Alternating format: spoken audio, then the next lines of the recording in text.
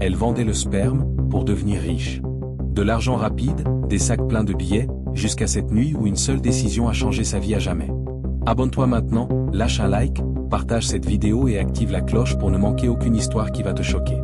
Dans le territoire de Carcia, la vie n'avait plus aucune valeur. Chaque jour, des cris, des maisons incendiées, des enfants en pleurs, des femmes fuyant avec leurs bébés attachés dans le dos. Les rues étaient devenues des cimetières à ciel ouvert. C'est là que Malia est née. Et c'est là qu'elle a compris, à 24 ans, que rester signifiait mourir lentement. Un matin, sans prévenir personne, elle a pris un petit sac, une couverture usée, et elle a marché. Elle ne savait pas où elle allait. Mais elle savait une chose, elle refusait de mourir pour rien.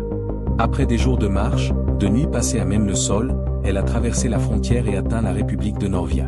Elle est arrivée à Lomra, une capitale bruyante, étouffante, pleine de gens pressés qui ne regardaient personne. Elle n'y connaissait absolument personne. Même demander son chemin lui faisait peur. Il ne lui restait qu'un seul contact, Rema, une ancienne amie du quartier, partie depuis des années. Malia a emprunté un téléphone et appelé. À peine Rema a entendu sa voix qu'elle s'est exclamée. « Malia, tu es à Lomra? Viens chez moi, je vais t'aider. » Avec les derniers billets qu'elle possédait, Malia a pris un taxi.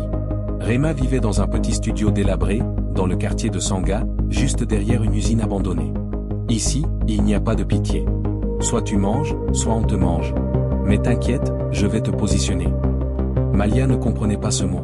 Mais elle était trop fatiguée pour poser des questions. Dormir dans un lit, manger chaud, sentir une présence humaine, c'était déjà beaucoup. Le lendemain matin, Rema lui a dit de s'habiller un peu plus sexy. Elles ont marché longtemps, jusqu'à un couloir étroit et sombre coincé entre deux immeubles délabrés. Des filles étaient là, maquillées, adossées au mur, comme si cet endroit était leur bureau. « C'est ici que je travaille. Et c'est ici que tu vas commencer. » Malia a cru à une blague. Mais Rema ne souriait pas. Les premières heures ont été les pires. Malia restait collée au mur, les bras croisés, le regard baissé. La honte lui brûlait la peau. Les autres filles parlaient, riaient, comme si tout était normal. Puis un homme est arrivé. Propre, bien habillé. Il a demandé le prix. Malia n'a même pas su répondre. Rema a parlé pour elle. Après, Malia a pleuré seule, enfermée dans les toilettes sales. Rema lui a dit que ça passerait, que l'argent allait entrer vite. Et c'était vrai. 30 000, 40 000, parfois plus. Malia s'est dit que ce serait temporaire. 3 mois, puis un petit restaurant, une nouvelle vie. Mais elle ne savait pas que certaines portes mènent à des pièges invisibles. Un soir étouffant, alors que la ville semblait étrangement silencieuse, un homme est apparu.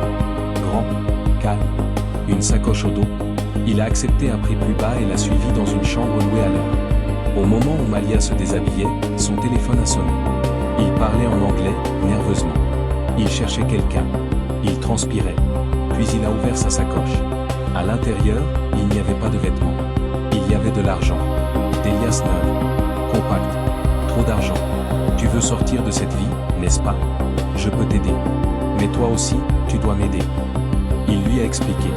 Il voulait acheter ses préservatifs usagés. Il travaillait pour un marabout étranger qui utilisait ces choses dans des rituels puissants. Dangereux. Il lui a montré une photo. Une fille bien habillée, toujours parfumée. Là, elle s'appelle Chiara. C'est elle qui me livre d'habitude. Malia a compris. Ce n'était plus de la prostitution. C'était un marché spirituel. Invisible. Ça. Quand elle a demandé ce qu'il arrivait aux gens impliqués, l'homme a répondu sans émotion. Certains tombent malades. D'autres ne font plus jamais d'enfants. D'autres meurent. Alors Malia a tremblé. Et elle a dit non. Elle l'a chassé de la chambre. Elle pensait avoir échappé au pire. Elle se trompait. Quelques jours plus tard, dans une ruelle du quartier de Sanga, des hommes l'ont attaquée. Ils l'ont violée. Sans protection. Sans pitié. Quand elle a repris conscience, son corps était brisé. À la clinique, après plusieurs jours de fièvre et d'infection, une infirmière lui a proposé un test. 3 jours plus tard, le médecin a dit « Malia, tu es positive. Tu as le VIH. » Elle n'a pas pleuré. Elle a juste compris que son combat changeait de forme. L'argent a disparu dans les médicaments. Le logement aussi. Mais Malia a continué à vivre. À vendre des plats dans la rue. À prendre ses traitements. Un jour, devant un centre de santé, elle a rencontré Noah. Lui aussi vivait avec le VIH. Il ne la regardait ni avec pitié ni avec désir. Juste avec respect. Ils ont parlé, puis marché ensemble, puis partagé le silence. Grâce à lui, Malia a recommencé à sourire. à se regarder sans dégoût, à croire qu'elle méritait encore l'amour. Aujourd'hui, elle n'est pas riche. Elle n'a pas ouvert son restaurant. Mais elle est en vie. Elle est aimée.